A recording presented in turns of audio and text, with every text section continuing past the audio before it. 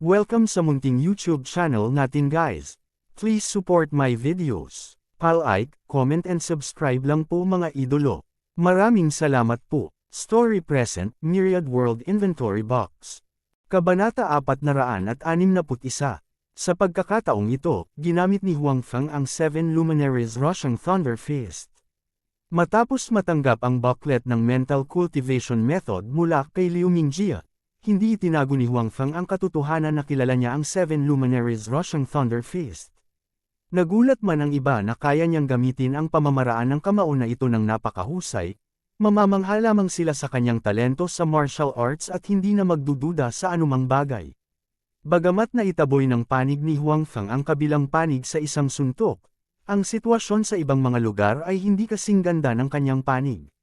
Marami sa mga martial artist ng Coolwind Country ang nakarating na sa tuktok ng mga pader ng lungsod. Sila ay orihinal na mas makapangyarihan kaysa sa mga martial artist ng Tianzhou Country, kaya ang ilan sa kanila ay nakalusot sa maikling panahon. Dahil sa oras na ginugol niya kasama si Liu Mingjia at ang iba pa, si Huang Feng ay mayroon na ngayong pakiramdam na kabilang sa bansa ng Tianzhou. Sa makatuwid, ayaw niyang masyadong marami sa mga martial artist ng Tianzhou Country ang mapatay. Bukod dito, narito pa rin sina Liu Mingjia at Li Dio, na maayos niyang kasama. Ayaw niyang may mangyari sa kanila. Sa makatuwid, hindi itinago ni Huang Feng ang kahit katiting na bahagi at inilabas ang lahat. Palihim pa niyang ginamit ang mahika na hindi niya ginamit noon. Bigla siyang lumikha ng vacuum sa paligid niya. Walang kahit isang martial artist ng Coolwind Country dito. Patay na sila sa lupaon at amba mula sa tuktok ng mga pader ng lungsod. Gayunpaman, hindi pa rin huminto si Huang Feng. Ginamit niya ang kanyang treading wave subtle steps, na patuloy na umiikot sa pagitan ng karamihan. Ang punyal sa kanyang kamay ay tuloy-tuloy na iwinawagayway. Kasama ng kanyang sariling lakas, kahit ang isang pangalawang antas na master ay hindi niya kalaban. Pagkatapos ng lahat, ito ang simula ng pagkubkob, kaya ang Coolwind Country ay hindi nagpadala ng masyadong maraming mga masters. Wala sa mga pangalawang rate na master o mas mataas ang ipinadala. Sa makatuwid, sa ilalim ng pagsisikap ni Huang Feng, ang lahat ng martial artist ng Coolwind Country na nakarating sa tuktok ng mga pader ng lungsod ay naitaboy. Ang lugar kung saan binabantayan ni Huang Feng ay nakakuha ng malaking bilang ng mga hindi kaakibat na magsasaka. Hindi sila pinabura ng hukbo sa simula, at hindi rin sila pinabura ng mga wastong sekta. Ang ilan sa kanila ay lumalaban para sa kanilang sarili, at wala sa kanila ang may mga kwalipikasyon para pamunuan ang lahat. Hindi maiiwasan na hindi nila maipakita ang kanilang buong lakas. Dahil dito, hindi maliit ang kanilang pagkalugi. Gayunpaman, dahil lumitaw si Huang Feng at ginawa ang lahat, ang sitwasyon sa kanilang panig ay bumuti ng husto. Ang lahat ay tila nakakita ng pag-asa at hindi ito napakahirap na lumaban. Bukod dito, lubos nilang hinangaan si Huang Feng sa kanilang mga puso. Master Kung Ming tila may ekspertong nagbabantay sa timog na bahagi ng mga pader ng lungsod. Sa labas ng lungsod, sa kampo, isang martial artist ang sumagot kay Master Kung Ming. Matapos ang opisyal na pagsisimula ng digmaan, hinati ni Master Kung Ming ang mga martial artist na sumunod sa kanya sa ilang grupo upang salakayin ang iba't ibang lugar. Ang dumating upang magulat ngayon ay ang taong namamahala sa pag-atake sa timog na bahagi ng mga pader ng lungsod, kung saan si Huang Feng ang namamahala. Dalubhasa, gaano siya kalakas? Naiinis na sabi ni Master Kung Ming. Maaaring nasa pick siya ng second rate, o maaaring nasa pick siya ng second rate. Ang aking mga disipulo ay hindi maaaring tumagal ng higit sa isang round sa kanyang mga kamay. Sumagot ang taong iyon. Pick ng pangalawang rate, walang masyadong tao na. Ganito sa buong martial arts world ng Tianzhou Kingdom. Sinabi ni Master Kung Ming, paano ito? Hahayaan kong salakayin ka ng 2 tao mula sa templo. Pareho silang nasa pinakamataas na antas, kaya dapat nilang kunin ang mga pader ng lungsod na iyon. Ang dahilan kung bakit si Master Kung Ming ay sabik na umatake ay dahil gusto niyang magpakitang gilas sa harap ng general ng Qingfeng Country. Nais niyang ipaalam sa general na hindi siya nagdala ng mandurumog, ngunit isang malakas at malupit na tao. Napakahalaga nito para sa kanyang relasyon sa kanya, at makakaapekto ito sa kanyang posisyon sa kanyang puso.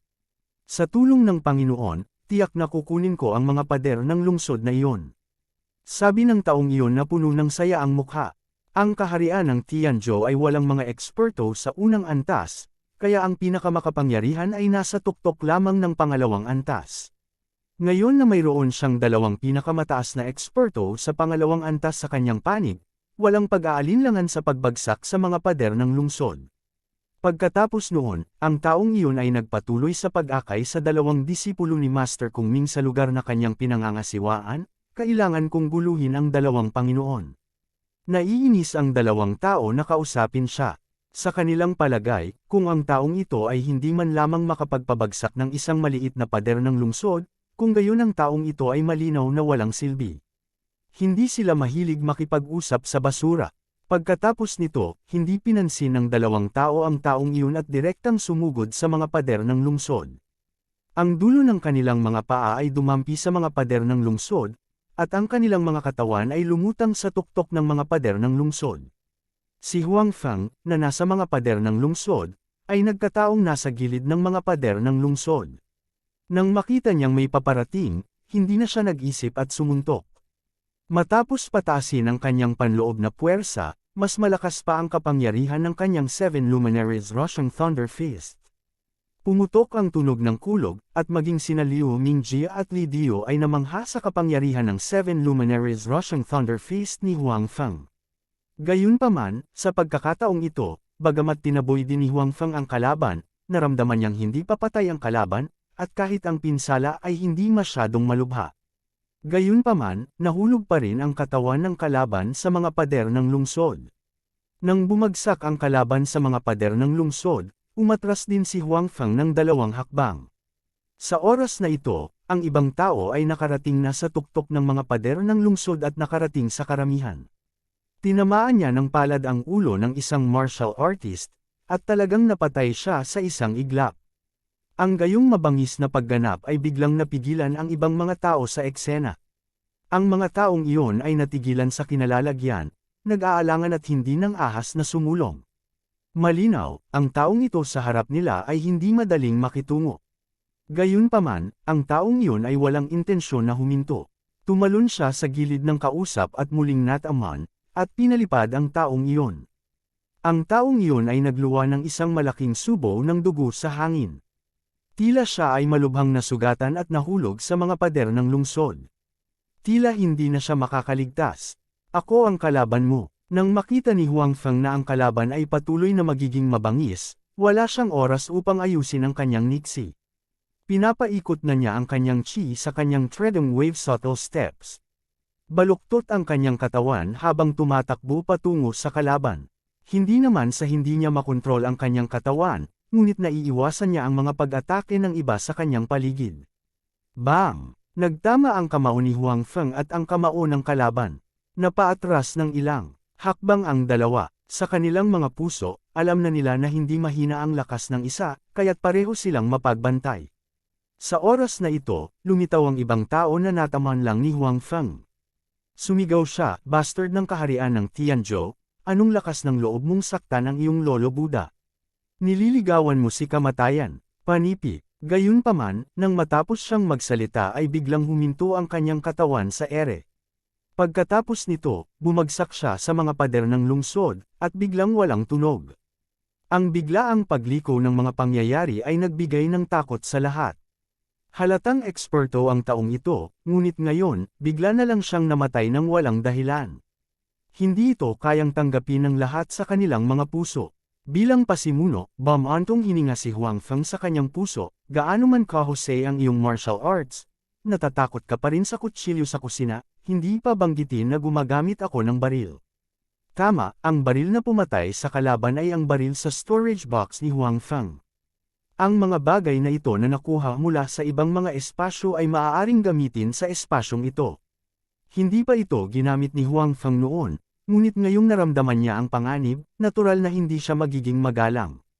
Kabanata 462, Nakatagong Sandata. Ang natitirang eksperto mula sa Cool Wind Nation ay sa wakas ay nag-react. Gayunpaman, hindi pa siya nakakita ng ganoon kalakas na nakatagong sandata. Noong nakaraan, kahit anong uri ng nakatagong sandata ang ginamit ng mga eksperto, palagi nilang makikita ang ilang bakas ng paggalaw sa mga taong may parehong antas, o kahit na mga taong nasa mababang antas. Gayunpaman, ang nakatagong sandata na ginamit ni Huang Feng ngayon ay walang kahit kaunting bakas ng paggalaw. Isang tunog lang ang narinig niya. Pagkatapos noon, ang kanyang kapwa-alagad, na halos ka-level niya, ay namatay ng ganoon. Marahil ay hindi niya alam kung paano siya namatay. Hindi sinasadya ni Huang Feng na magpaliwanag sa kabilang partido. Inilagay niya ang baril sa storage box, at pagkatapos ay sumugod muli sa kabilang partido. Medyo mahirap makitungo sa dalawang pinakamataas na master ng pangalawang antas, ngunit hindi isang problema ang makitungo sa isa. Sa makatuwid, si Huang Feng at ang kabilang partido ay muling nag-away. Bahagyang napigilan ng kabilang partido dahil natatakot siyang muling gamitin ni Huang Feng ang nakatagong sandata. Hindi niya lubos na maipakita ang kanyang lakas. Si Huang Feng ay walang kahit katiting na intensyon na magpakita ng awa. Sa makatuwid, hindi nagtagal para saktan ni Huang Feng ang kabilang partido. Sa pagkakataong ito, halatang hindi niya intensyon na patayin ng madali ang kabilang partido. Sa halip, ginamit niya muli ang North Sea Divine Art. Dahil nakikipaglaban si Huang Feng sa eksperto mula sa Coldwind Nation, walang sinuman mula sa Coldwind Nation o sa Tianzhou Nation sa paligid nila. Ang magkabilang panig ay tila ganap na umalis sa lugar na ito para maglaban ang dalawang Panginoon. Sa makatuwid, nang makuha ni Huang Feng ang panloob na lakas ng kabilang partido, walang nang istorbo sa kanya. Naabsorb niya ng buo ang internal strength ng kabilang partido. Sa makatuwid, ang monghe mula sa Bodhi Temple, na naging isang ordinaryong tao mula sa pinakamataas na pangalawang antas, ay naging baliw tulad ng nakaraang Scarface. Sa pagkakataong ito, hindi pinabayaan ni Huang Feng ang kabilang partido. Sa halip, pinatay niya ang kabilang partido sa pamamagitan ng hampas ng palad. Lalo pang hinangaan ng mga tao ng Tianzhou Nation si Huang Feng. Si Huang Feng ay aktwal na pumatay ng dalawang peak second-rate master sa isang pagkakataon. Dapat malaman na walang ganoong mga master kahit na sa Coldwind Nation. Sa orihinal, ginamit sila ng Kungming Master bilang isang reserbang koponan. Kung saan may panganib, pupunta sila. Gayunpaman, ngayon, dalawa sa kanila ang biglang napatay. Nang walang tulong ng dalawang peak second-rate masters na ito, ang iba pang martial artist ng Coldwind Nation ay muling nawala ang kanilang posisyon sa tuktok ng pader ng lungsod at pinalayas. Sa makatuwid, ang taong pumunta sa Kungming Master para humingi ng tulong noon ay muling nagpakita sa harap ng Kungming Master. Sa malungkot na mukha, ipinaliwanag niya ang sitwasyon sa Kungming Master. Ano? Imposible yun. Matapos marinig ng Kungming Master ang paliwanag, medyo nawalan siya ng katinoan at sinabi. Ang dalawang iyon ay peak second-rate masters. Hindi sila unrated o third-rate masters. Maging ang Kungming Master ay walang masyadong subordinate na tulad nila. Originally, feeling niya sayang ang talent na magpadala sa dalawa. Gayunpaman, gusto niyang buksan ng kabilang partido ang isang lugar para magkaroon sila ng breakthrough. Gayunpaman, hindi niya inaasahan na ang dalawang master na ito sa pangalawang antas ay mamamatay sa napakaikling panahon. Obviously, hindi niya matanggap ang katotohanan ito. Upang mapatay ang dalawang pangalawang rate na master sa napakaikling panahon, ang isa ay kailangang maging isang first-rate na master. Posible kayang isang first-rate master ang lumitaw sa Tianzhou country. Hindi ito magandang balita. Kungming Master, hindi ako nagsisinungaling. Ganito talaga ang usapin. Ang taong yun mula sa Tianzhou Nation ay napakahusay gumamit ng mga nakatagong armas. Gumamit siya ng mga nakatagong armas upang patayin ang isa at pagkatapos ay sa tulong ng iba, pinatay niya ang isa. Sabi ng tao, kaya ito ay nakatago na mga armas. Nakahinga ng maluwag ang Kungming Master. Tila hindi naabot ng kabilang partido ang kaharian ng isang first-rate master. Magaling lang siyang gumamit ng mga tagong armas. Gayunpaman, nagawa niyang lumaban ng pantay-pantay sa isang peak second-rate master. Nangangahulugan ito na ang kanyang lakas ay nasa tuktok na ng pangalawang antas na master. Ang gayong tao na mahusay din sa paggamit ng mga nakatagong armas ay halatang hindi pabor sa Coldwind Nation. Ako ay personal na pupunta at makilala ang taong ito. Nag-isip sandali ang Kungming Master at sinabi, Master, pupunta ka ba? Magaling yan, tuwang-tuwa na sabi ng tao. Pagkatapos, sinabi niya na may pag-aalinlangan, hindi ba ito masyadong magulo? Pagkatapos ng lahat, ang Kung Ming Master ay ang pinakamalakas na tao sa kanilang panig. Siya rin ang kanilang Commander-in-Chief. Maliban kung ito ay isang huling paraan, hindi siya personal na pupunta. Gayunpaman, ito ay unang araw lamang, at sila ay nakikipaglaban lamang para sa isang pader ng lungsod. Sa hindi inaasahang pagkakataon, pinapunta siya ng personal. Malinaw na hindi ito ang kanilang pinlano. Okay lang, gusto ko lang ay exercise ang muscles at bones ko. Casual na sabi ng Kung Ming Master. Nang malaman na ang kabilang partido ay nasa tuktok lamang ng pangalawang antas na master, ang Kung Ming Master ay nakahinga ng maluwag. Bagaman mayroon lamang isang pinong linya sa pagitan ng tuktok ng pangalawang antas na master at ang unang antas ng master, ngunit ang pinong linyang ito ay napakalaki pa rin. Ang isang first-rate master ay madaling makitungo sa 4 o 5 peak second-rate masters. Sa makatuwid, hindi masyadong binigyang pansin ng Kung Ming Master si Huang Feng. Sa makatuwid, sa unang araw ng pagkubkob, hindi inaasahang lumitaw ang Kung Ming Master. Gayunpaman, ngayon maraming mga tao ang malinaw na hindi alam ang tungkol sa sitwasyong ito. Ang pagiging magaan ng Kung Ming Master ay halatang mas malakas. Hindi niya kailangang humiram ng anumang puwersa upang maabot ang tuktok ng pader ng lungsod. This time, hindi na siya nag-iisa. Nais niyang personal na manguna, sakupin ang isang rehiyon, at pagkatapos ay sakupin ang pader ng lungsod. Kaya naman maraming tao ang sumunod sa likod niya. Matapos maabot ng Kung Ming Master ang tuktok ng pader ng lungsod, siya ay walang pakundangan na sumalakay. Sa isang suntok, nagawa niyang itumba ang isang grupo ng mga tao. Dahil dito, maraming nasawi. Mabilis ding natuklasan ni Huang Feng ang pagkakaroon ng Kung Ming Master. Naramdaman ni Huang Feng ang isang hindi pa nagagawang malakas na aura mula sa Kung Ming Master. Si Huang Feng ay mukhang kahanga-hanga. Talagang maraming mga master sa Fresh Wind State. Gayunpaman, si Huang Feng ay walang masyadong oras para bumantong hininga. Sa napakaikling panahon, dahil sa kapangyarihan ng Kung Ming Master, marami na ang nakarating sa tuktok ng pader ng lungsod. Dapat niyang itaboy ang kabilang partido. Sa makatuwid, hindi nagtagal, sina Huang Feng at ang Kung Ming Master ay nagharap sa isa't isa. Ikaw ba ang pumatay sa dalawang alagad ko? Pagkatapos ng labanan sa pagitan ng Kung Ming Master at Huang Feng, alam niya na si Huang Feng ang mamamatay tao na pumatay sa kanyang mga disipulo. Kung ang dalawang kalbo ang pinag-uusapan ngayon, ako talaga ang may gawa nito. Hindi itinanggi ni Huang Feng. Very good, tapos pwede mo na silang samahan. Habang nagsasalita siya, inatake na ng Kung Ming Master si Huang Feng.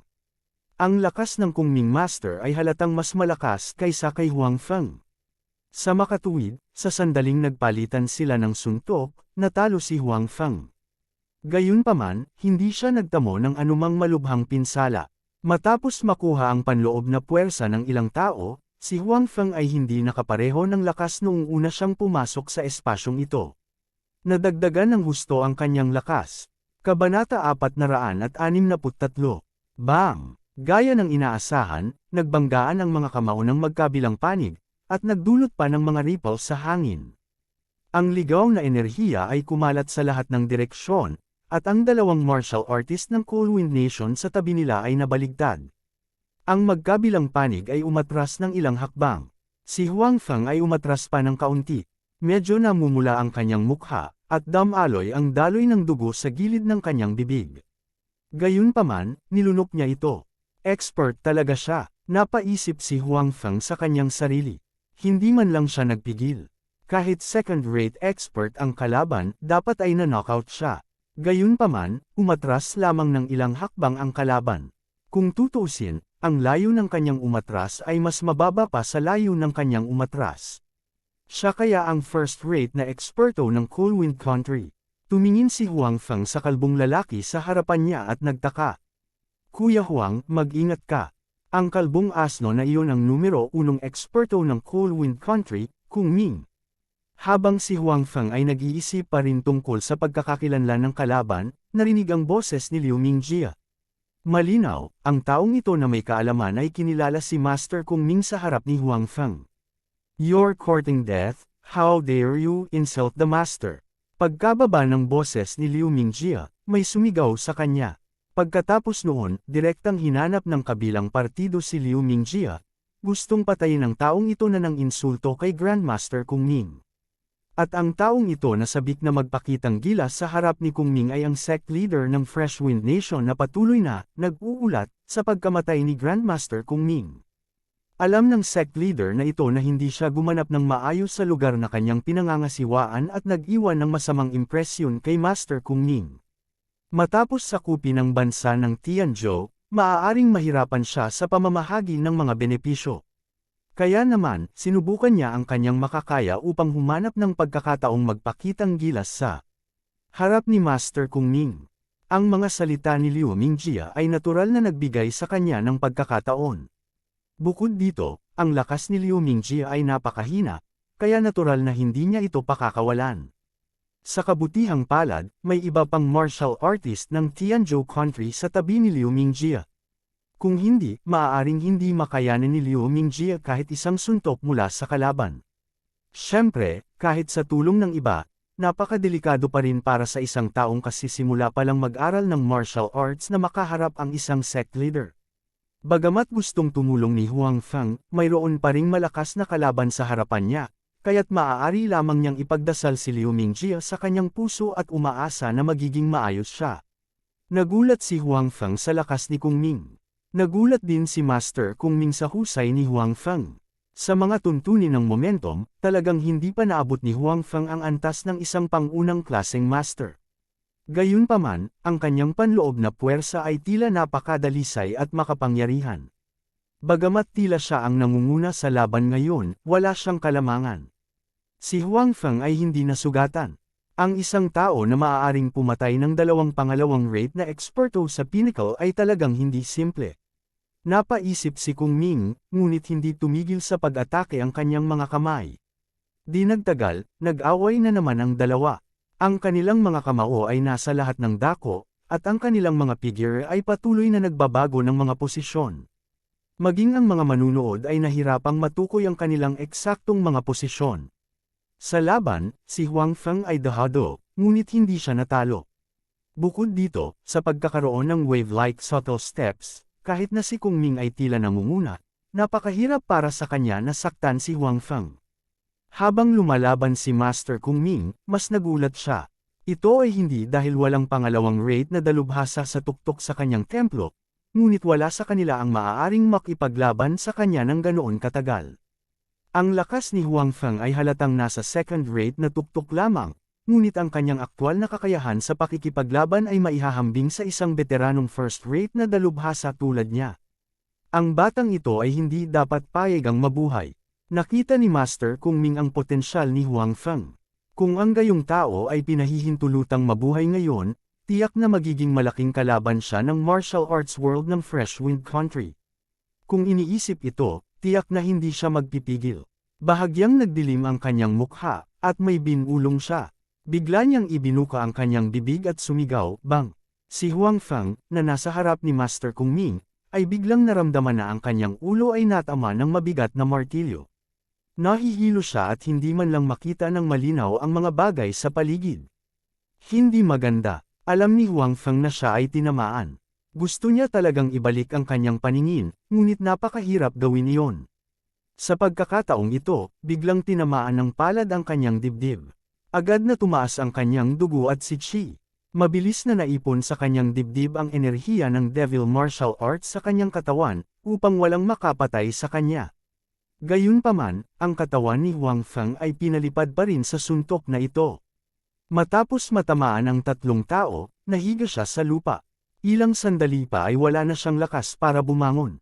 Tiningnan ni Master Kung Ming ang katawan ni Huang Feng na pinalipad, at isang ngiti ang lumitaw sa gilid ng kanyang bibig. Gayunpaman, hindi huminto ang kanyang mga paa. Direkta niyang hinabol si Huang Feng, gustong kitilin ang kanyang buhay. Gayunpaman, nang sumugod siya sa paligid ng landing point ni Huang Feng, nalaman niyang wala na talaga ang figure ni Huang Feng. Malinaw na nahulog siya dito. Ngayon lang, ngunit dahil may mga tao sa paligid, bahagyang nakaharang ito sa paningin ni Master Kung Ming. Hindi niya inaasahan na sa ganoong kaikling panahon, nawala talaga si Huang Feng. Agad na naging malungkot ang mukha ni Master Kung Ming. Siguradong hindi maliit ang kapangyarihan ng kanyang palad. Kung ibang tao, siguradong namatay na sila.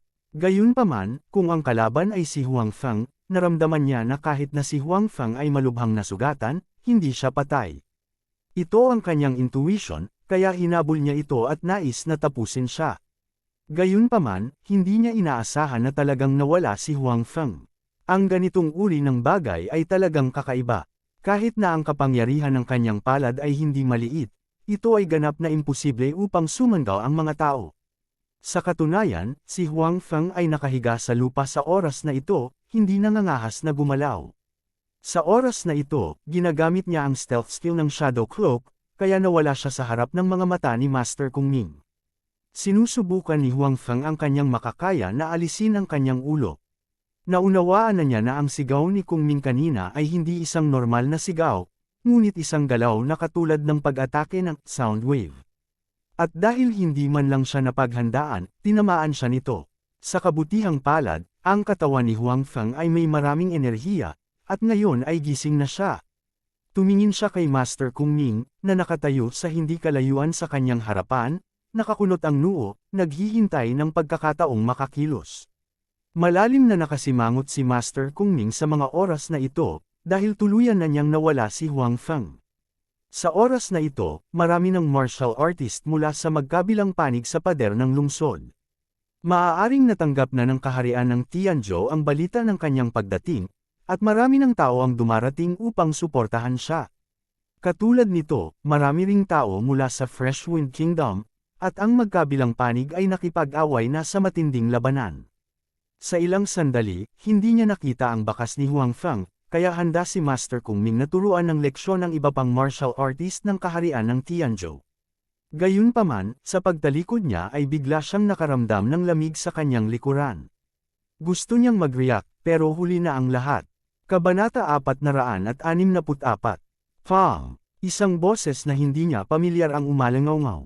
Walang malay ang katawan ni Kung Ming na umiwas sa gilid. Ito ay nagbigay daan sa kanya upang maiwasan ang tamaan sa kanyang mga vital organ. Hindi naman tinamaan ang puso niya, pero nasugatan pa rin siya. Kasunod ng pangalawang tunog na hindi niya pamilyar, ang kanyang mga galaw ay naging mabagal at mabagal. Sa pagkakataong ito, hindi na siya nakaiwas. Parang natama ng mabigat na bagay ang katawan niya kaya bumagsak siya sa lupa. Tuloy-tuloy na umaagos ang dugo, at pakiramdam niya ay patuloy na nauubos ang lakas sa kanyang katawan. Sa oras na ito, napalingon na si Kung Ming. Sa orihinal na bakanting lupa, nakahiga doon ang taong nakaaway lang niya, hawak ang isang kakaibang maliit na bagay sa kanyang kamay at nakaharap sa kanya. Hindi kaya na launch mula doon ang nakatagong sandata. Anong klaseng hidden weapon yan? Sa totoo lang napakabilis, naisip ni Kung Ming. Hindi rin maganda ang sitwasyon ni Huang Feng. Malubhang nasugatan din siya. Sa oras na ito, nahulog si Kung Ming sa tabi niya. Ang dalawa sa kanila ay masasabing may pinakamataas na martial arts at pinakamalalim na lakas sa loob ng mga taong naruroon. Pero ngayon, sila rin ang pinakamalubhang nasugatan. Para silang magkapatid sa paghihirap na magkasamang nakahiga. Ano yun? Nang bumagsak si Kung Ming, isang maliit na booklet ang nahulog mula sa kanyang mga braso. Ito ay nagkataong nasa paanan ni Huang Feng. Pinulot ito ni Huang Feng at wala ng oras para tingnan itong mabuti. Nasa Kung Ming na ang atensyon niya. This is a first-class master. Isa lang ang nasa Light Wind Country. Walang tao sa Tianzhou Country. Nakakalungkot na bitawan siya. Tumingin si Huang Feng kay Kung Ming at nag-isip. Alam din niyang masyadong magulo at masyadong delikado ang eksena. Gayunpaman, ang isang malakas na tao sa kanyang harapan, hindi niya napigilan ang kanyang sarili at nais na huminga. Hindi nagtagal si Huang Feng. Pinilit niyang ilagay ang kanyang braso sa katawan ni Kung Ming at sinimulang i-operate ang Dark North Divine Art. Sa orihinal, si Kung Ming ay nakahiga sa lupa gamit ang kanyang panloob na puwersa upang pagalingin ang kanyang mga sugat. Gayunpaman, ngayon ay natagpuan niya na ang kanyang panloob na puwersa ay dumadaloy sa katawan ni Huang Feng. Ito ay ginawa sa kanya ng labis na takot. Ano ka ba, ubo-ubo, tumigil ka. Malakas na sigaw ni Kung Ming. Hindi siya pinansin ni Huang Feng at tumuon sa pagsipsip ng kanyang panloob na lakas. Ang panloob na lakas ni Kung Ming ay orihinal na mas malakas kaysa sa kanya. Gayunpaman, mas malala rin ang mga pinsala ng kabilang partido. Iyon ang dahilan kung bakit maaaring makuha ni Huang Feng ang kanyang panloob na lakas ngayon at hindi dahil hindi niya kaya. Naramdaman ni Huang Feng ang mga alon ng panloob na puwersa na pumasok sa kanyang katawan at naging enerhiya ng Demon Martial Arts. Ang enerhiya na ito ay patuloy na nag-aayos ng kanyang katawan, na nagpapabilis sa kanyang paggaling. Gayunpaman, ang magagandang araw ni Huang Feng ay malapit nang natapos. Isang itim na anino ang lumipad at damapo sa tabi niya. Ang itim na anino na ito ay ang pinuno ng sekta na umatake kay Liu Mingjie noon. Sa orihinal, maaari niyang ganap na patayin si Liu Mingjie. Gayunpaman, may iba pang mga martial artist sa paligid, kaya hindi siya nagtagumpay sa unang lugar. Nang maglaon, nalaman ng sect leader ng Seven Glorious Sect na si Hua at ng iba pang sect leaders ng Tianzhou Kingdom na lumitaw si Kung Ming, kaya nagdala sila ng mga tao para suportahan siya. Nang makitang nasa panganib ang kanyang disipulo, natural na walang dahilan si sect leader Hua para tumayo. Sa makatuwid, mas mahirap para sa leader ng sekta na ito na patayin si Liu Mingjie. Ngayon, nasugatan pa siya ni sect leader Hua. Gayunpaman, agad siyang natuwa dahil ang lugar kung saan siya nahulog ay kung nasaan si Huang Feng. Sa oras na ito, si Huang Feng, na nagpapakita pa rin ng kanyang lakas, ay malubhang nasugatan. Paano niya pakakawalan ng pagkakataong ito para patayin ang isang second-rate kickmaster? Kaya naman, hindi man lang inisip ng leader ng sekta na ito. Nakatusok na ang mahabang espada sa kamay niya. Sa orihinal, sinaksak niya ang dibdib ni Huang Feng, ngunit pagkatapos ay nalaman niyang hindi niya talaga kayang saksakin. Kaya, inibon niya ang direksyon at sinaksak ang ulo ni Huang Feng. Mapait na ngumiti si Huang Feng habang nakatingin sa mahabang espada na palapit ng palapit, ngunit walang paraan. Hindi man lang siya makaiwas dahil ginagamit niya ang Dark North Divine Art. Ang sarili lang niya ang masisisi niya sa pagiging matako niya. Kung ayaw niyang i-absorb ang internal force ni Kung Ming, maiiwasan man lang niya ang atake ng kalaban ngayon. Gayunpaman, huli na para mag-isip ng kahit ano ngayon. Nagkaroon lang ng oras si Huang Feng para marinig sina Liu Mingjie at Li Diu na sinisigaw ang kanyang pangalan. Pagkatapos noon, nahulog siya sa kadiliman at bumalik sa realidad.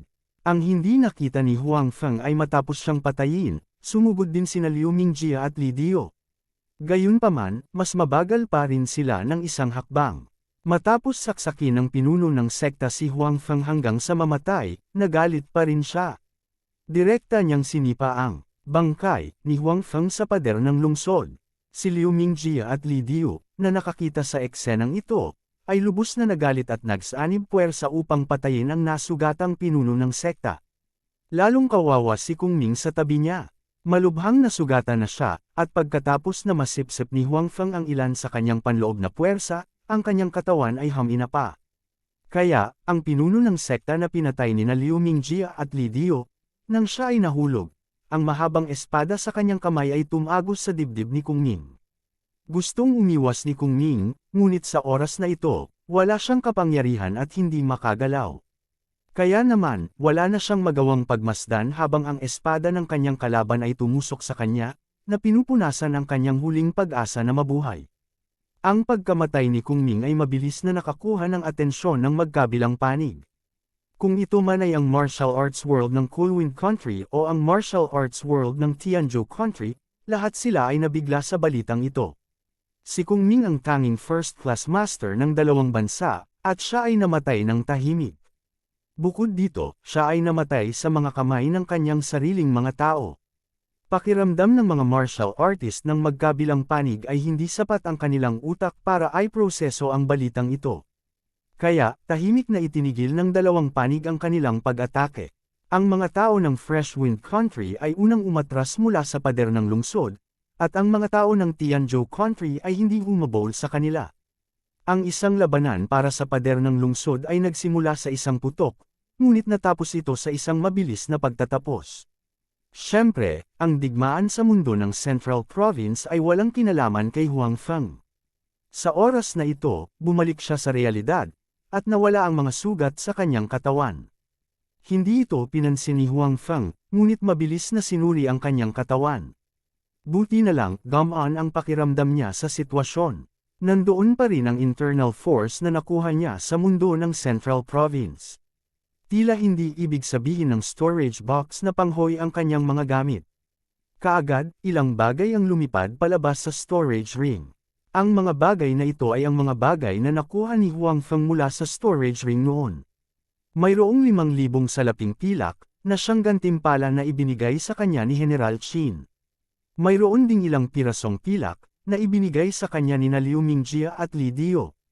Mayroon ding booklet ng 7 Luminaries Rushing Thunder Feast, na ibinigay sa kanya ni Sect Master Hua kay Liu Mingjia. Gayunpaman, mayroon na siyang booklet na ito. Tapos, may iba pang sari-saring gamit, gaya ng punyal na ginamit niya noon, ilang damit na pansamantala niyang binili sa kalawakan, at kahit ilang pagkain. Hoy, ano ito? Tiningnan ni Huang Feng ang booklet na lumulutang sa kanyang harapan. Pagkatapos ay naalala ni Huang Feng na nakuha niya ang bagay na ito mula sa monghe na si Kung Ming, ngunit wala siyang oras upang tingnan ito. Kabanata 465. Ang kakayahan ng pag-ungol ni Lion. Tiningnan ni Huang Feng ang tatlong malalaking salita na nakadisplay sa booklet at binaliktad ito ng basta-basta. Kung hindi siya mali ang hula, itong Lion's Roar skill ang ginamit ni Kung Ming nang bigla siyang sumigaw. Sa pagkakataong iyon, pakiramdam niya ay hindi basta-basta sumisigaw ang kabilang partido. Ngayon tila ito ay talagang isang kasanayan. Alam din ni Huang Feng ang pangalan ng Lion's Roar skill. Sa mga nobela ng Wuxia, lumabas din ito. Ito ay tila isa sa Shaolin's 72 consummate skills. Bagamat hindi ito isang super martial art tulad ng Northern Underworld Divine Art, tiyak na mairaranggo ito sa first class. Bukod dito, ang Lion's Roar skill na ito ay mas mahirap bantayan kaysa sa pangkalahatang nakatagong sandata. Pagkatapos ng lahat, ang nakatagong sandata ay may tiyak na ruta na gagamitin, maging ang baril. Sa makatuwid, hindi madaling ginamit ni Huang Feng ang left-hand gun sa harap ni Kung Ming dahil para sa gayong master, ang baril ay hindi makapangyarihan sa lahat. Maaari lamang itong gumanap ng papel sa kaso ng huling sneak attack. Kahit na sa pagkakataong iyon, naramdaman ito ni Kung Ming at naiwasan ang kanyang mga kahinaan. Iba ang kakayahang dumaungal ng layon na ito. Ito ay walang babala, si Huang Feng ay hindi pa handa sa oras na iyon, at siya ay tinamaan. Ipinakita nito ang biglaang katangian ng kasanayang ito. Kaya naman, nang pumiling itago ang isang bagay, hindi nag-atubili si Huang Feng at nagpasya na piliin ang Lion's Roar skill na ito. Pagkatapos, nakita ni Huang Feng na ang mga bagay na nakuha mula sa kalawakan ay nawala sa kanyang harapan. Sa puntong ito, hindi nagulat si Huang Feng. Kung tutuusin, naranasan na niya ito noon pa. Gayunpaman, ang ikinagulat ni Huang Feng ay pagkatapos na mawala ang iba pang mga bagay, ang 5,000 tail banknote ay hindi nawala. Sa halip, nagbuga ito ng liwanag, at pagkatapos ay dahan daw ang lumipad papunta sa storage box sa tabi ng kama. Pagkatapos, tila nilamon ito ng storage box at naglaho sa ibabaw ng storage box. Hoy, anong nangyayari? Tiningnan ni Huang Feng ang storage box na may ilang pagdududa. Ang iba pang mga bagay ay nawala ng normal. Bakit lumipad ang perang papel na ito sa storage box? Hinawakan ni Huang Feng ang storage box sa kanyang mga braso at nakita ang isang linya ng maliliit na salita na lumulutang sa ibabaw nito. Ang maliliit na salita ay patuloy na kumikislap, na para bang pinapaalala nito si Huang Feng. Na-activate na ang function ng deposit box. Maaari mong ideposito ang mga barya sa iba't ibang espasyo sa deposit box, hindi ito kumukuha ng kota para sa pagkuha ng mga item, at maaari mong patakbuhin ang deposit box kahit wala ito sa tabi mo. Ipapakita ito sa anyo ng Chinese currency, at maaari kang pumili ng anumang currency kapag gusto mong bawiin ito. Tiningnan ni Huang Feng ang linyang ito ng maliliit na salita at mabilis na naunawaan ang ibig niyang sabihin. Mula ngayon, ang storage box na ito ay hindi lamang makapag-imbak ng lahat ng uri ng pisikal na bagay, kundi pati na rin ng lahat ng uri ng pera, at ang 5,000 tail ng pilak na ngayon ay nakaimbak dito. Gayunpaman, pagkatapos na ito ay maimbak, ito ay hindi na isang pilak na tala, ngunit isang Chinese na pera na maaaring magamit sa Earth.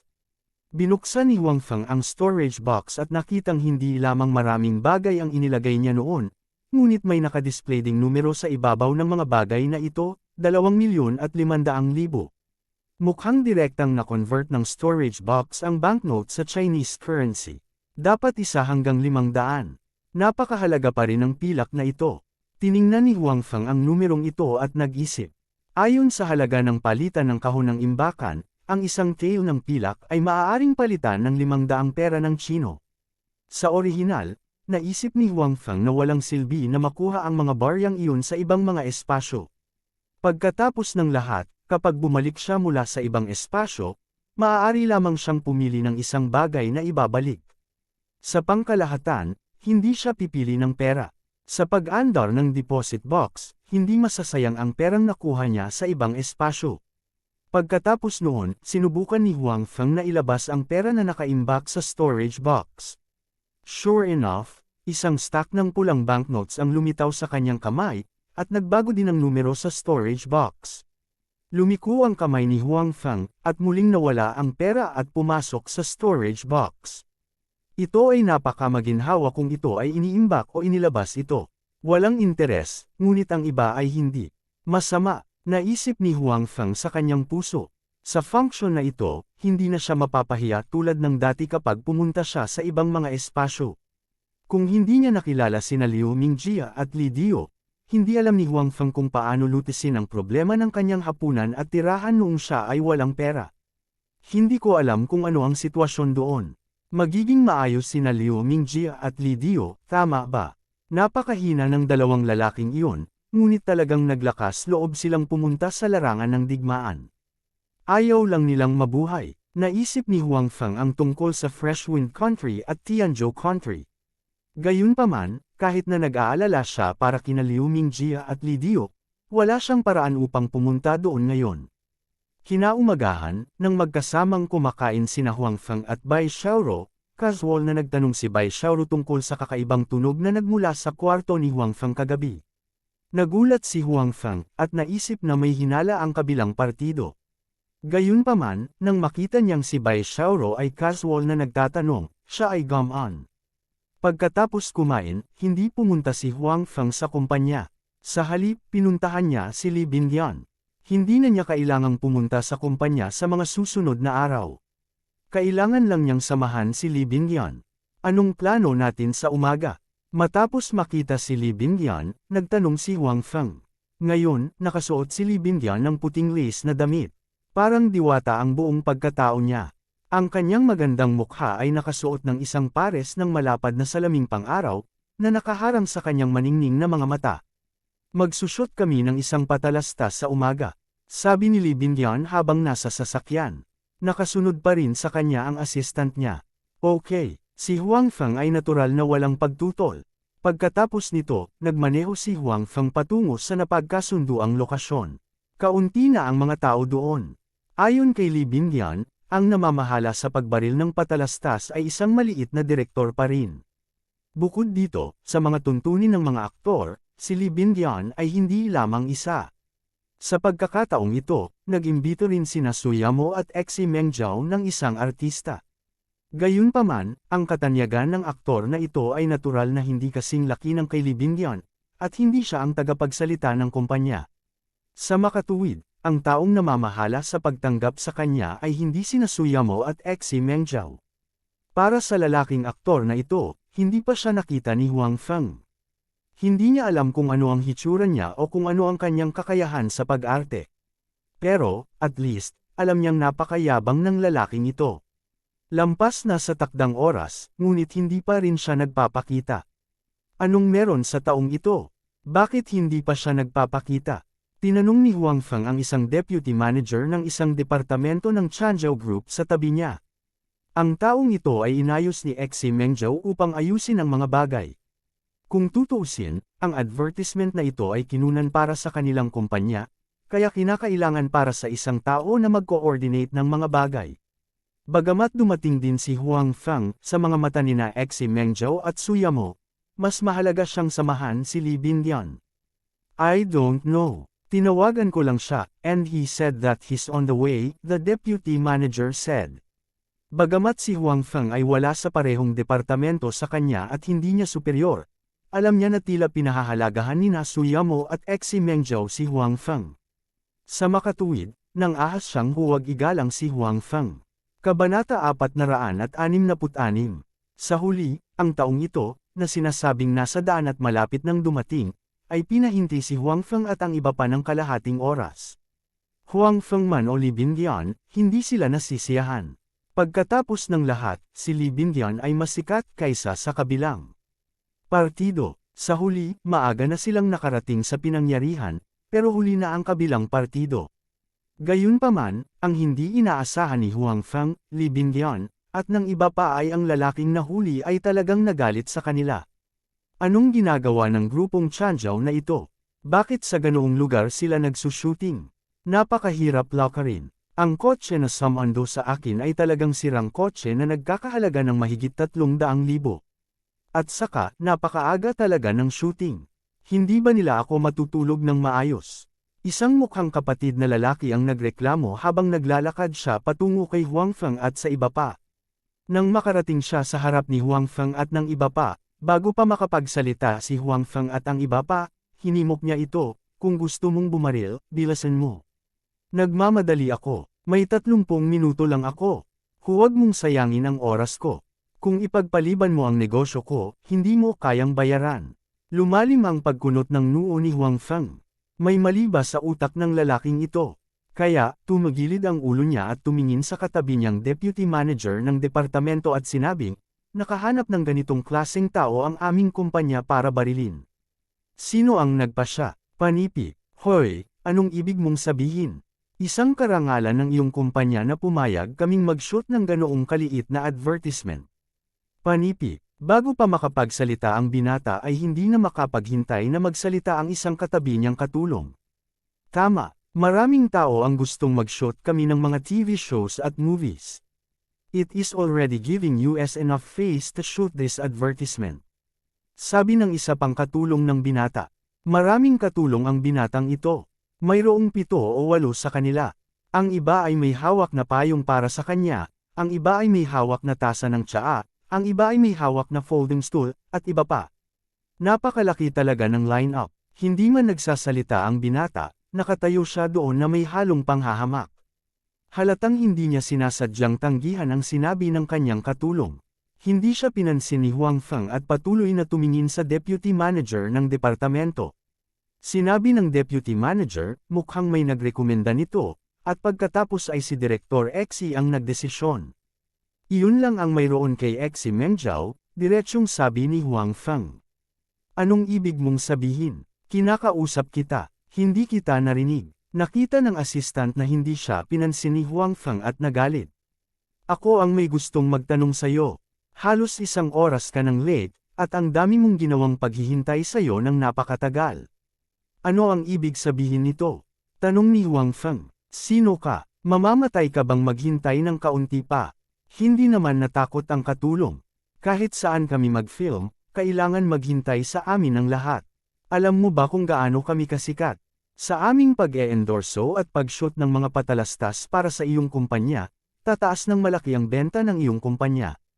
Panipi, halatang nagyayabang ang katulong. Bagamat bida rin ang binata, third-rate star lang siya.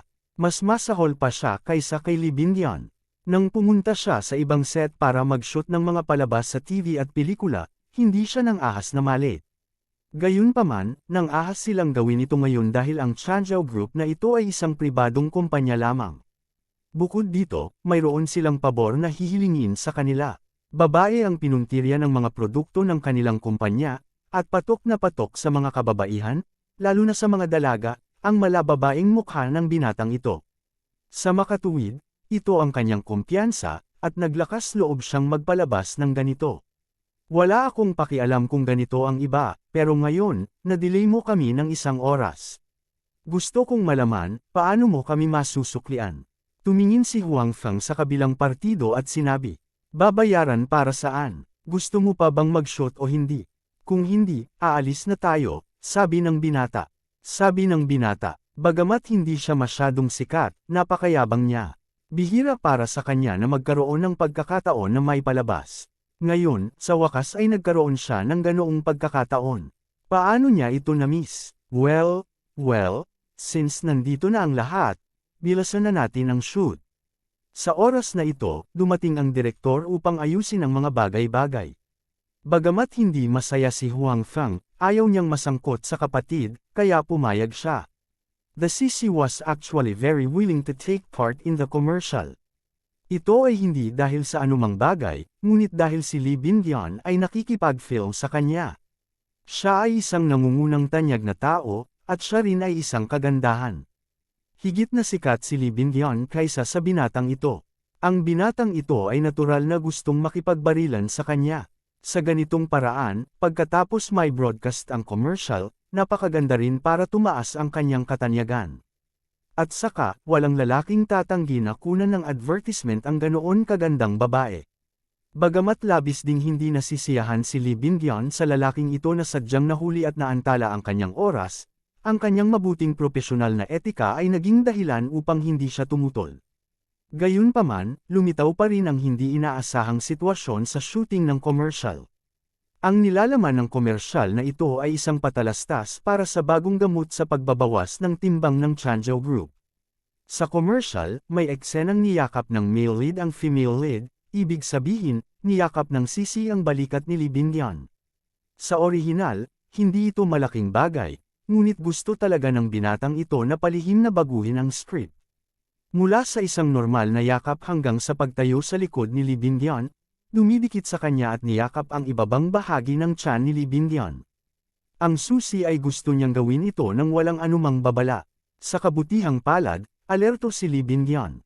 Nang akmang ay lahad na ang kamay ng binata ay nahanap niya ito sa oras at umiwas. Anong ginagawa mo? Tumingin si Lee Bindian sa binata na may malamig na mukha at sinabi sa napakawalang pakialam na tono. Wala lang, sa tingin ko lang mas maganda ang shooting effect sa ganitong paraan. Nagkibit balikat si ate at walang pakialam na sinabi. Parang hindi niya naramdaman na may nagawa siyang mali. Hindi ganito ang script, at hindi ko tatanggapin ang ganoong pagbabago. Sabi ni Lee Bindian. Nang sabihin niya ito, tumingin siya kay Huang Feng. Obviously, may gusto siyang sabihin sa kanya. Si Huang Feng ay labis ding nalungkot. Hindi siya tanga. Natural, nakikita niya na gustong samantalahin ng kapatid na babae si Lee Bindian. Matapang talaga ang batang ito. Naglakas loob siyang kumilos na parang hooligan ng lantaran. Nakatanggap kami ng pera mula sa mga customer ng ibang tao. Siyempre, kailangan naming subukan ang aming makakaya upang isipin ang tungkol sa mga customer. Ikaw ay irresponsible sa mga customer. Ang sabi ng kapatid na babae na may mukha ng katwiran. Mukhang ginagawa niya ito para sa trabaho. Gayunpaman, ang pares ng mga mata na laging gustong tumingin kay Lee Bindian ay nagpahayag ng kanyang tunay na pagkatao. You don't have to worry about the interests of our company. Just shoot as the script is written. Lumapit si Huang Feng at sinabi. Kabanata 467. Sino ka sa tingin mo? Isa ka lang maliit na security guard. Paano ka magsasalita dito? Itinuro ng binata ang dibdib ni Huang Feng at sinabing may paghamak.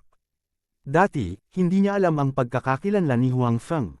Kanina lang, tinanong niya ang kanyang assistant na magtanong at nalaman niyang security guard lang pala si Huang Feng. Kahit security manager siya, security guard pa rin siya. Isang security guard ang naglakas loob na ituro ang daliri sa kanyang harapan. Halatang hindi nakatiis itong binata na sikat sa mga babae. Kumunat ang noo ni Huang Feng nang makita niya ang kabilang partido na nakaturo sa kanyang dibdib. Sabi niya, I advise you to do that to me. Otherwise, I guarantee that you will regret it. Panghihinayang, takot na takot ako. Sino ka sa tingin mo? How dare you talk to me like this? Naniniwala ka ba na hihilingin ko sa iyong amo na tanggalin ka? Sa kanyang opinyon, hinanap siya ng Changzhou Group para kunan ng advertisement, na nangangahulugang mayroon silang kahilingan para sa kanya. Hiniling niya sa kabilang partido na tanggalin ang isang security guard na bastos na nagsalita sa kanya. Ito ay hindi masyadong marami, tama. Gayunpaman, ang mapang-asar na ekspresyon sa kanyang mukha ay hindi nagpakita ng mahabang panahon. Sumigaw siya, bitawan mo, masisira na ang daliri ko.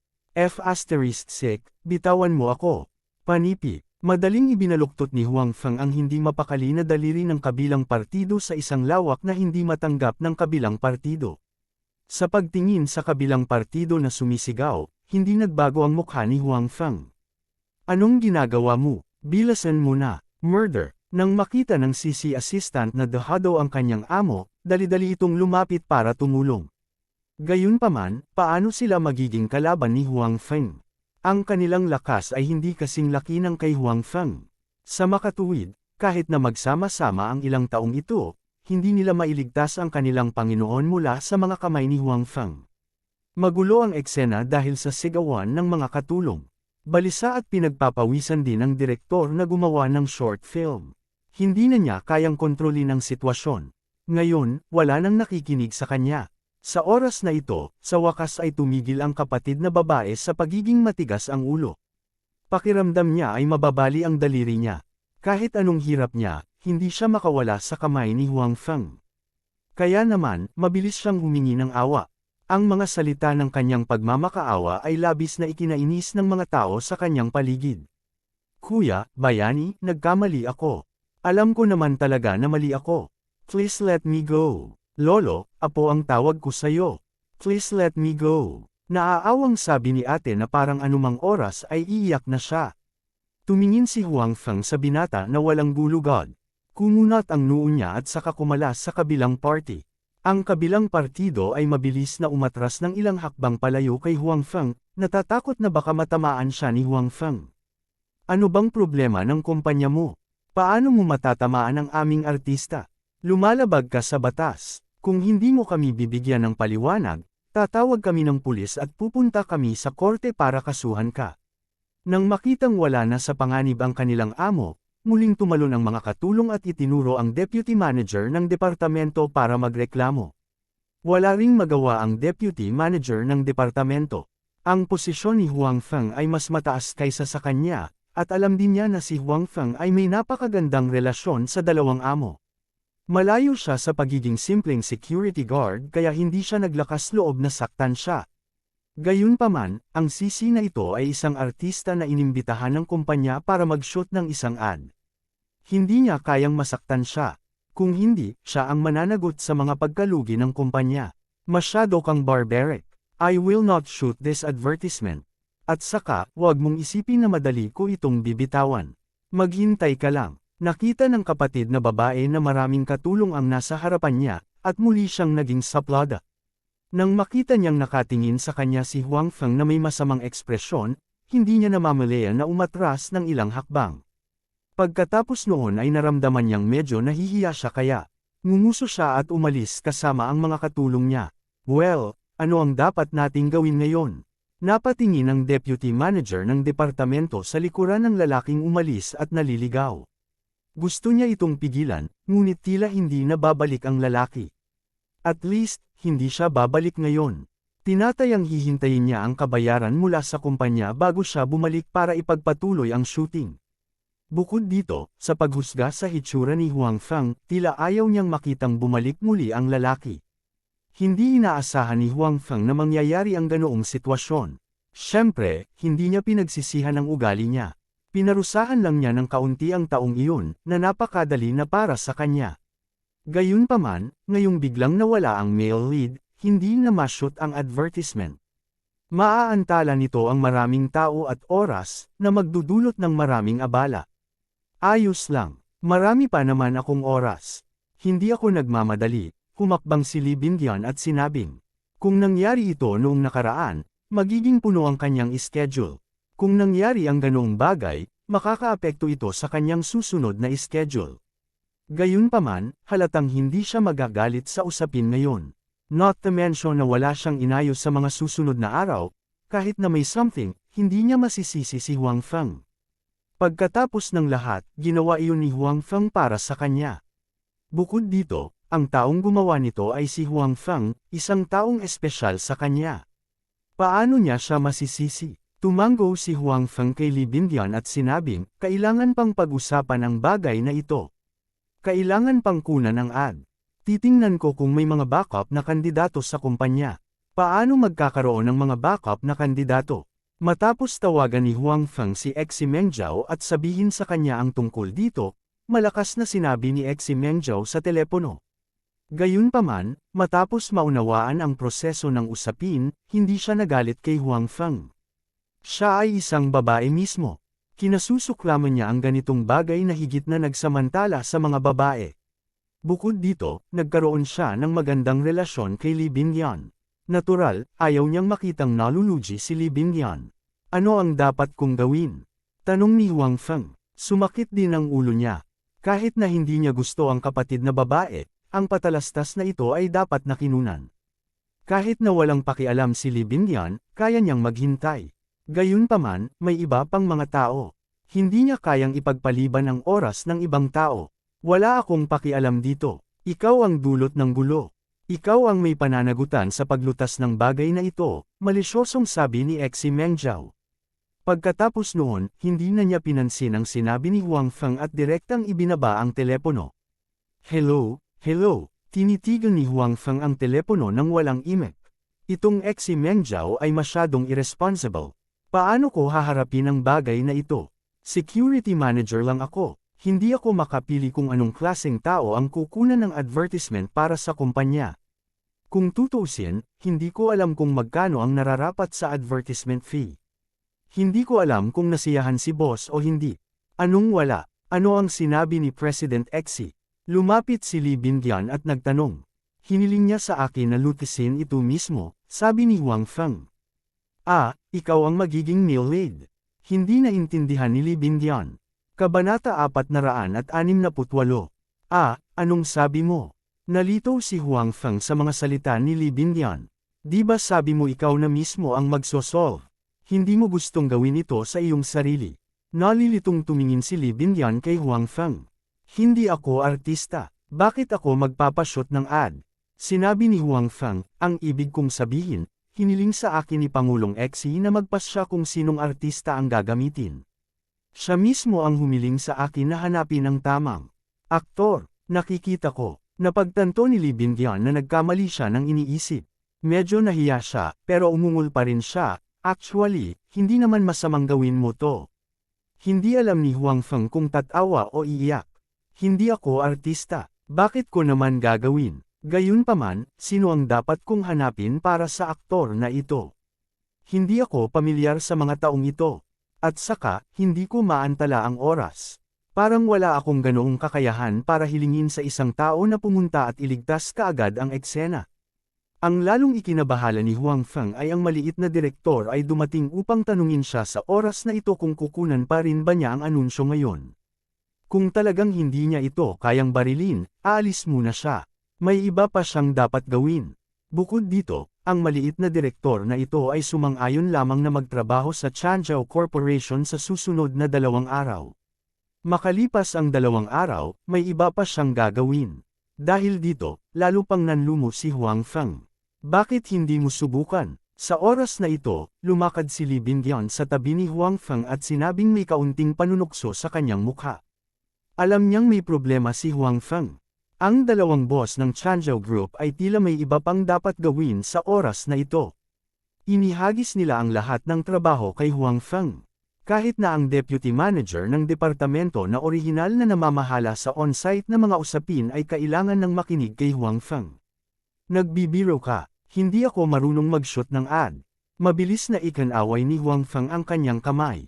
Maaari niyang bugbugin ang isang tao, kahit na ito ay pumatay ng isang tao. Gayunpaman, wala siyang tiwala sa pagbaril ng isang patalastas. Manager Huang, sa tingin ko ay hindi imposibleng isaalang-alang ang mungkahi ni Miss Lee.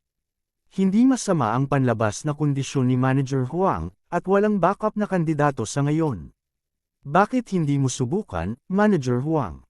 Sa oras na ito, ang deputy manager ng departamento ay pumunta din kay Huang Feng at sinabi. Bukod dito, hindi sinabi ni Xi Mengjiao kay Huang Feng ang totoo noon. Bagamat sinabi niyang hahayaan niyang si Huang Feng ang mag-solve nito, ang bagay na ito ay may kaugnayan sa bagong produkto ng kumpanya. Ang impresyon ni Xi Mengjiao kay Huang Feng ay hindi masyadong maganda, at hindi niya akalain na ang isang maliit na security guard na walang kakilala ay malulutas ang bagay na ito. Sa makatuwid, pagkatapos ibaba ang telepono, sinimulan na niya ang planong pang-emerhensya at naghanap ng ibang tao. Ngayon pa lang, tinawagan ni Xi Mengjiao ang deputy manager ng departamento dahil umaasa siyang mapapatatag nito ang sitwasyon at may coordinate ang oras ng lahat ng partido. Pagkatapos ng lahat, kahit na makahanap si Xe Mengjiao ng ibang mga kandidato, hindi sila makakadalo ngayon. Gayunpaman, nang sinagot ang telepono, ang deputy manager ng departamento ay talagang casual na sinabi ang sinabi ni Li Bingdian, at si Xe Mengjiao ay naantig kaagad nang marinig niya ito. Hindi sa naisip niya na si Huang Feng ay talagang angkop. Sa kanyang opinyon, si Huang Feng ay isang pervert. Paano siya magiging angkop na mag-shot ng isang patalastas? Naantig si Xe Mengjiao dahil wala namang ibang gagawin ngayon, at kailangang bayaran ang pera ng direktor, kaya mas mabuting hayaang subukan si Huang Feng. Hindi niya talaga akalain na gagana ito, ngunit maaari niyang ipahiya si Huang Feng at mapahiya siya. Kaya naman ngayon lang sinabi ng deputy manager ng departamento, "Kuya Huang, tingnan mo, hindi lang ako ang nag-iisip na bagay ka, tama." Tinakpan ni Li Bingdian ang kanyang bibig habang tumatawa. Wala siyang intensyon na gawing tanga si Huang Feng. Naramdaman lang niya na ang bagay na ito ay lubhang nakakaaliw. At hindi nagsisinungaling ang assistant manager. Kahit na ang hitsura ni Huang Feng ay hindi masasabing napakagwapo, pagkatapos ng lahat, nilinang niya ang kanyang panloob na puwersa at mahika sa loob ng mahabang panahon. Ang paglinang sa mga bagay na ito ay maaaring magbago ng kanyang buong ugali. At saka, nang uminom siya ng enlightenment pill, medyo nagbago rin ang ugali niya. Sa makatuwid, ang hitsura ni Huang Feng ay hindi masyadong nagbago ngayon, ngunit ang kanyang ugali ay talagang kaakit-akit sa ilang mga tao, lalo na sa mga may mataas na pamantayan. Hindi na nila binigyang pansin ang hitsura ng isang lalaki, ngunit mas binigyang pansin ang kanyang ugali. Pwede bang tumigil na kayong dalawa sa kalokohan niyo? Hindi nakaimik si Huang Feng. Mr. Huang, nagsasayang kami ng oras dito. Bakit hindi mo subukan? Hindi ko akalain na mas malala ang kalagayan mo kaysa sa taong iyon ngayon.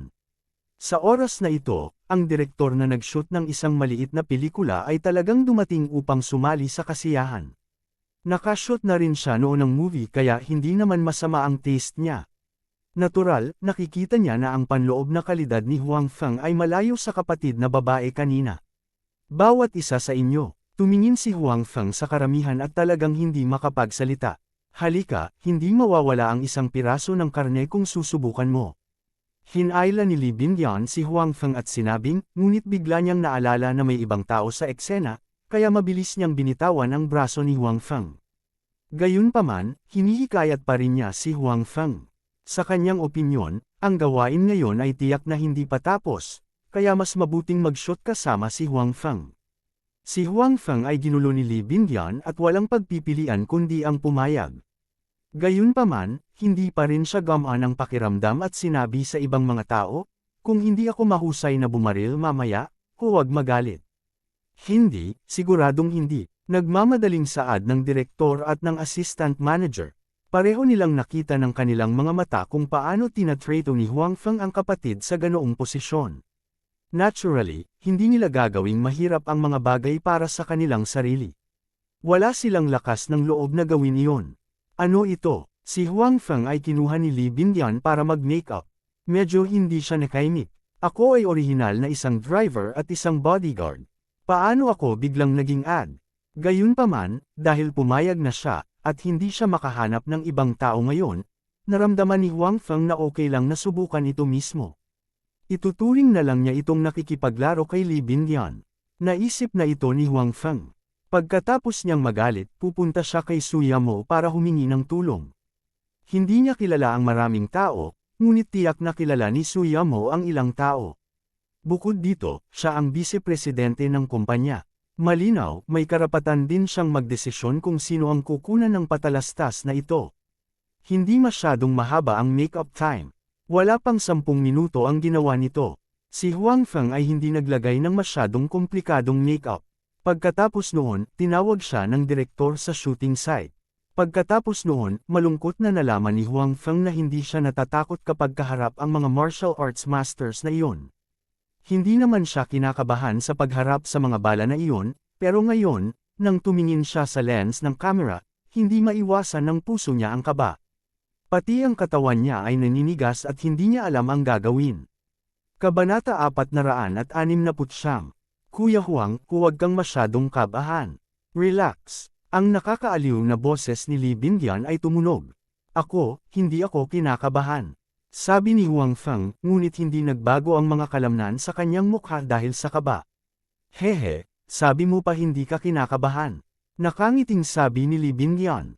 Si Huang Feng ay kasing lakas ng kanyang kapatid sa kanyang puso. Siya ang kanyang tagapagtanggol. Siya ay makapangyarihan sa lahat. Gayunpaman, ngayon, sa wakas ay natuklasan ni Li Bingyan na si Huang Feng ay mayroon ding isang bagay na hindi niya sanay. Gusto pa rin ni Huang Feng na maging matigas ang ulo, ngunit alam niya na kahit anong sabihin niya, hindi maniniwala ang kabilang partido. Okay, let's start shooting now. Doon, nagsalita na ang direktor. Buti na lang hindi siya nagsalita. Nang magsalita siya, mas kinabahan si Huang Feng. Kuya Huang, hindi ako kumakain ng tao. Bakit ang layo mo sa akin? Tumingin si Li Bingyan kay Huang Feng na malayo sa kanya at natutuwang sinabi. Matapos pakinggan ni Huang Feng ang mga salita ni Li Bingyan, mabilis siyang humakbang at gustong lumapit kay Li Bingyan. Gayunpaman, sa pagkakataong ito, muli siyang naging malapit kay Li Bingyan. Magkalapit ang harapan ng dalawang tao. Natakot si Li Bingyan at umatras ng isang hakbang. Alam din ni Huang Feng na napakalayo na niya. Paulit-ulit siyang humingi ng tawad. Sa kabutihang palad, alam ni Li Bingyan na hindi sinasadya ni Huang Feng, at hindi siya sinisisi. Kuya Huang, napakadelikado ng gabing iyon, ngunit hindi ka natakot. Bakit ka natatakot ngayon kapag nagsushooting ka ng anunsyo? Wala silang magagawa sa'yo, kailangan mo lang magpahinga. Nakita ni Li Bingyan na medyo kinakabahan pa si Huang Feng, kaya bumulong ito sa kanya. Si Huang Feng ay nagkaroon din ng pawis. Siya ay nakatagpo ng maraming mga mapanganib na bagay, ngunit sa mga sitwasyong iyon, siya ay halos hindi komportable sa simula. Nang maglaon, mabilis siyang umangkop. Wala man lang siyang tensyon at takot. Tinatrato mo lang sila na parang wala. Patuloy na sinabi ni Li Bingyan kay Huang Feng. Hayaan mo akong subukan, sabi ni Huang Feng. Pagkatapos nito, itinuon niya ang lahat ng kanyang atensyon kay Li Bingyan at hindi pinansin ang pagkakaroon ng mga tao sa paligid niya. Sa mga tuntunin ng konsentrasyon, si Huang Feng ay napakahusay dito. Pagkatapos ng lahat, kung ito ay nililinang ang panloob na puwersa o pagmumuni-muni, karaniwang kailangan niyang tumuon at huwag pansinin ang lahat sa paligid niya. Sa makatuwid, sa pagkakataong ito, mabilis na nakalimutan ni Huang Feng ang pagkakaroon ng mga tao sa paligid niya. Si Li Bingyan lang ang nasa kanyang mga mata. Pagkatapos ng lahat, si Li Bingyan ay isang napakahusay na artista, kaya mabilis niyang natuklasan na si Huang Feng ay ganap na nakapasok sa estado. Dahil dito ay medyo nagulat at natuwa siya. Hindi naging madali para sa mga sikat na aktor na iyon na tuluyang makapasok sa estado. Kung mas marami silang pumasok sa estado, mas maganda ang epekto ng pagkilos.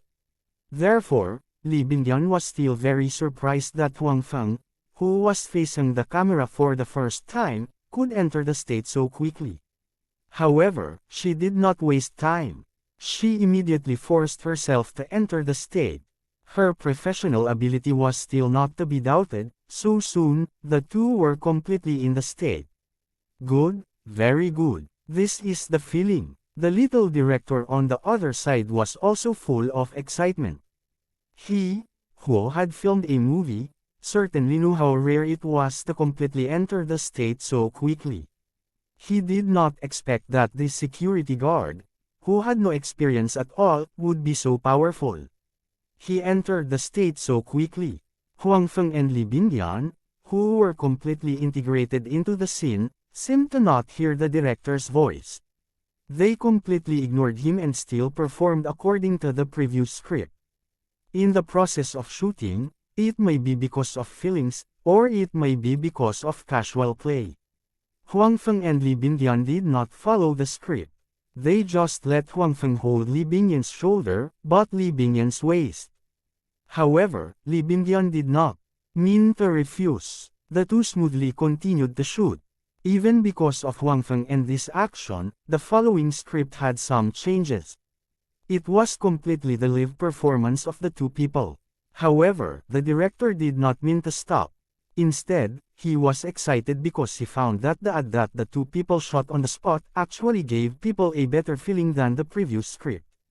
Cut. Finally, the director's voice sounded, but it was not Huang Feng and Li Bingyan who made a mistake. On the contrary, the two of them performed very well. The whole ad was passed in one take. Moreover, the director was very satisfied with the effect of the shooting. Huang Feng and Li Bindian also woke up from their respective mood. The two of them looked at each other and smiled. There was some special friendship in their eyes. It seemed that they had not completely gotten rid of the relationship in the plot. In the ad, the two of them played a couple. However, there were always some bad people who would come out at the wrong time. At this time, the director did not seem to notice the special atmosphere between Huang Feng and Li Bindian. He walked to Huang Feng and Li Bindian excitedly and said, "Very good, the shooting effect is very good. The performance of the two of you is really good." After that, he took out his business card and handed it to Huang Feng and said, "Mr. Huang, this is my business card. If you want to act in a movie or TV show, you can find me." Huang Feng took the business card without saying anything. Although he had no intention of acting in this area, he could not refuse the business card that was handed over. Nang makitang kinuha ni Huang Feng ang kanyang business card, napakasaya ng direktor. Siya ay orihinal na isang maliit na direktor. Hindi niya kilala ang maraming tao, at ang mga nahanap niyang investor ay hindi mayayamang tao. Sa makatuwid, maaari siyang palaging mag-shoot ng ilang mga mababang budget na pelikula o palabas sa TV, at ang gayong mga mababang budget na pelikula ay hindi nagustuhan ng mga ordinaryong malalaking bituin. Kaya naman, hindi siya nahiya na lumapit kay Li Bindian. Ang mga kilalang aktor na iyon ay hindi nagustuhan ng kanyang mga low-budget na pelikula, kaya ang mga rookies lang ang mahahanap niya.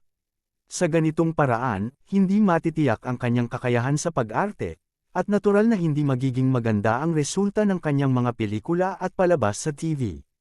Ngayon, nakilala niya si Huang Feng na isang kumpletong sorpresa. Sa kanyang opinyon, kahit na si Huang Feng ay nakaharap sa kamera sa unang pagkakataon, siya ay napakatalino sa bagay na ito. Ang naturang rookie ay hindi mababayaran ng labis, at hindi niya mamahalin ang kanyang mga pelikulang mababa ang budget. Sa makatuwid, ito ay isang bagay lamang na hindi maaaring hilingin. Sa makatuwid, nais niyang magkaroon ng magandang relasyon kay Huang Feng. Gayunpaman, hindi alam ng direktor na si Huang Feng ay walang interes sa lugar na ito. Kinuha na lang niya ang business card niya dahil ayaw niyang mapahiya siya ng sobra. Hindi rin alam ni Li Bindian ang iniisip ni Huang Feng. Nalaman din niya na mukhang napakatalino ni Huang Feng sa lugar na ito. Nang makitang kinuha ni Huang Feng ang business card ng direktor, naisip niya na talagang interesado si Huang Feng sa lugar na ito. Kaya naman, nagkusa rin si Li Bindian na sabihin sa direktor, "Director Li, kung may anumang pelikula sa hinaharap, sana ay mabigyan mo ako ng pagkakataon." Kabanata 470. Siyempre, nagkusa si Li Bindian na magtanong. Nakaramdam ng flattered si Direk Li. Pakiramdam niya ay talagang kumikita ang commercial na ito. Dati, naglakas loob lang siyang magbigay ng mga business card sa mga baguhan tulad ni Huang Feng. Hindi siya naglakas loob na. Isipin si Li Bindian. Kung tutuusin, maliit lang siyang direktor. Hindi siya maaaring mag-imbita ng isang malaking bituin tulad ni Li Bindian. Noong nakaraan, ang mga bituin na mas mababa kay Li Bindian ay napakayabang sa harap niya. Natural, hindi siya nang ahas na umasa ng anuman kay Li Bindian. Gayunpaman, hindi niya inaasahan na si Li Bindian ang magkukusa na anyayahan siya. Ito ay talagang higit sa kanyang inaasahan. Sa pag-aakalang si Li Bindian ang nagkusa na makipag-usap sa kanya pagkatapos niyang ipahayag ang kanyang mabuting kalooban kay Huang Feng ngayon, at iniisip na tila hindi nagustuhan ni Li Bindian ang pakikipag-ugnayan ni Huang Feng sa proseso ng pagbaril ngayon, naramdaman ni Direk Li na tila may naiintindihan siya. Gayunpaman, kahit na may naiintindihan siya, halatang hindi siya magsasabi ng kahit ano. Sa industriya ng entertainment, si Li Bindian ay mas makapangyarihan kaysa sa kanya. Maliban na lang kung ayaw niyang manatili sa industriyang ito, mas mabuting magpanggap na wala siyang alam.